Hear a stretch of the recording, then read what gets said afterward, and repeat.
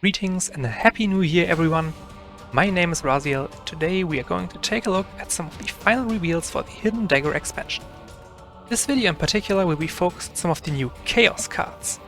With that being said, let's get started. First up, we have Charybdis Assault. 2 energy tactic with the effect to draw a card, as well as give drop pod to the next vehicle you put in play.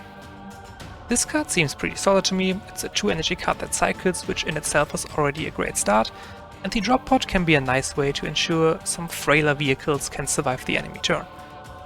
Overall, this card may see play in some more dedicated vehicle decks like Tacitus Proctor, but probably will be not that good outside of them. Next up we have Quelling of Hope. It's a 5 energy tactic with the effect to deal 3 damage to all non-chaos units on the board. In my opinion, this is a very nice card, essentially wrought by war, but better for dedicated chaos decks like Cultist Swarm or maybe even Wordbearers. Guaranteed 3 damage AoE for 5 energy in itself is already nice enough. The potential to not damage your own warlord and board if you're running something like Chaos Spawn for example, is definitely something that will make Chaos Warlords at the very least consider running this card over Burning of Bot for example. The next card I have for you is Dark Servants, a 3 energy tactic with the passive effect to give +1/+1 to all your cultists that you put in play. I think that this may be the first time this kind of board buff tactic is actually playable. 3 energy is cheap enough for the tempo loss to maybe be small enough for the buff to make up for the cost. Sadly, at the moment we simply don't really have that many amazing low cost cultists in standard mode. So unless we get more cultist troops for 2 energy or less, for example the Righteous Zealot was a very good card while it was around. So unless we get some more of these, I doubt this card will be that great given it's already something for a dedicated cultist strategy only. However, should we get a certain event warlord that can spawn cultists with his ability, I could see this card being very good for him.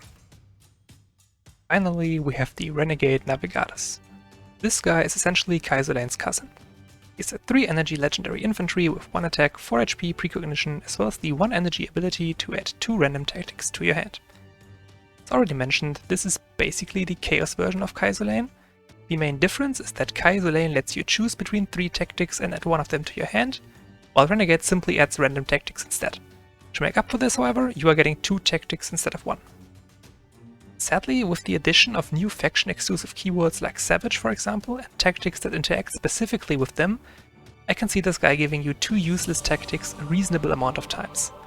On top of this, there are a lot of very bad tactics that you usually don't want to see either. So while the idea behind Renegade Navas is certainly interesting, I do not think he will see play in as many decks as Kaiserlane does, given his ability is essentially just a gamble, and unlike Kaiserlane you first need to pay 3 energy to play this troop, as opposed to Kaiserlane's 1 energy cost, so unless you are desperate for any kind of card generation, I don't expect this guy to be played in that many serious decks sadly. And that's it for today. These are all the reveals I have for you. I personally am very pleased with these cards. They all have at the very least a niche, even if they are not the best cards overall. But hey, we are getting at least 4 Chaos cards this expansion.